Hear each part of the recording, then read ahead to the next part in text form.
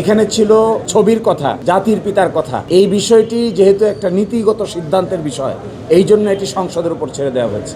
সংবিধান কোনো প্যানাল কোডের নাম না, সংবিধান কোনো দণ্ডবিধি না যে দণ্ডবিধিতে আপনি একজনকে সাজা দিবেন, কাকে দিবেন না, এইগুলো দণ্ডবিধির কাজ। সংসদ ঠিক করবে। যেমন ধরুন আমাদের অনুচ্ছেদের 4-এর এ, এখানে ছিল ছবির কথা, জাতির পিতার কথা। এই বিষয়টি যেহেতু একটা নীতিগত সিদ্ধান্তের বিষয়, এই জন্য এটি সংসদের উপর ছেড়ে দেওয়া হয়েছে। বাংলাদেশের সংবিধানের প্রস্তাবনায় ছিল 4টি মূলনীতি থাকবে। একটা হবে ন্যাশনালিজম, একটা হবে ডেমোক্রেসি, একটা হবে সোশ্যালিজম, আর একটা হলো সেকুলারিজম। কিন্তু মাঝখানে পরিবর্তন হয়ে সেকুলারিজমের জায়গায় হয়েছিল সর্বশক্তিমান আল্লাহর উপর পূর্ণ আস্থা ও বিশ্বাস এবং বিসমিল্লাহির রহমানির রহিম। এই বিষয়গুলো কি হবে এটা ঠিক করবে জাতীয় সংসদ। এইটি বর্তমান আদালত ঠিক করে দেননি।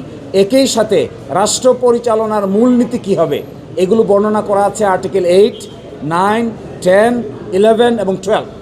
এগুলোতে কি বিধান হবে এগুলো নির্ধারণ করবে জাতীয় সংসদ।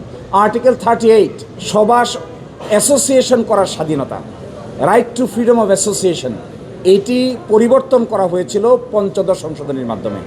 এখন এটি কেমন করে হবে এটিও জাতীয় সংসদ ঠিক করবে, এটি ঠিক করবে না আদালত। আপনি এটা একটা that was an weird constitutional proposition. সংবিধান কোনো প্যানাল কোডের নাম না, সংবিধান কোনো দণ্ডবিধি না যে দণ্ডবিধিতে আপনি একজনকে সাজা দিবেন, কাকে দিবেন না, এইগুলো দণ্ডবিধির কাজ। কেউ যদি অপরাধ করে, অপরাধ ডিটারমিন করবে দণ্ডবিধি, প্রসেস ফলো করবে ফৌজদারি কার্যবিধি। পৃথিবীর কোনো সংবিধানে বলা থাকে না কাকে আপনি শাস্তি দিবেন আর কাকে আপনি শাস্তি দিবেন না। ইট ওয়াজ এ উইয়ার্ড প্রপোজিশন। আমরা যারা সংবিধান পড়েছি, জেনেছি, দুনিয়ার যত সংবিধান জানা লোক আছে, কেউ কোনোদিন এটা সাজেস্ট করবে না যে সংবিধানের ভিতরে কাকে শাস্তি দিবেন আর কাকে শাস্তি দিবেন না এই বিধান আপনি ইনক্লুড করবেন। No, it is not allowed, এটি করা যায় না। সংবিধান পরিবর্তন করতে পারবে না, এটাও একটা উইয়ার্ড প্রপোজিশন। পরিবর্তন করতে পারবে না কেন? আজ থেকে 20 বছর আগে বা দুনিয়ার যে হালত ছিল, আজ থেকে 20 বছর পরে কি দুনিয়ার হালত পরিবর্তন হয় নাই? আজ থেকে 50 বছর পরে আমরা কেউই থাকবো না, নতুন জেনারেশন আসবে, আন্ডারস্ট্যান্ডিং হবে, এডুকেশন হবে। এই জন্য সংবিধানকে বলা হয় একটা লিভিং ডকুমেন্ট। এটি সময়, যুগ জিজ্ঞাসার পরিবর্তনের সাথে এখানে পরিবর্তন আনতে হয়। আমরা যদি বলি এটাতে কোনো পরিবর্তন আনা যাবে না, তার মানে কি এটা কি বাইবেল? এটা কি Quran? No, answer is no. এই জন্য এই পার্টটুকু বাতিল করে দেওয়া হয়েছে। এটা কোনো কনসেপ্টে এটার সঙ্গে মিল হয় না, এই জন্য এই পার্টটুকুকে পরিপূর্ণভাবে বাতিল করে দেওয়া হয়েছে।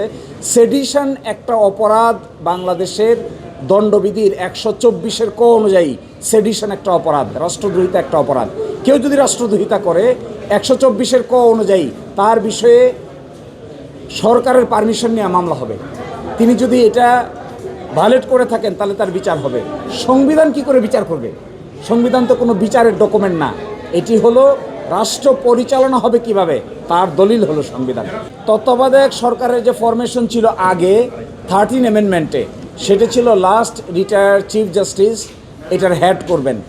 আপনারা জানেন যে ওই জাজমেন্টটা রিভিউ হয়েছে, রিভিউ হয়ে আপিল অ্যালাউ হয়েছে, অর্থাৎ 13th অ্যামেন্ডমেন্ট আবার ফিরে এসেছে তত্ত্বাবধায়ক সরকারের পুরনো বিধান।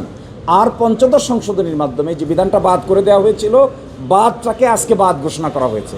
ফলশ্রুতিতে তত্ত্বাবধায়ক সরকারের গঠন প্রক্রিয়া কি হবে এটি চাইলে পার্লামেন্ট 13 অ্যামেন্ডমেন্টের সঙ্গে যোগ বিয়োগ করে ঠিক করতে কোনো আইনগত বাধা থাকবে না।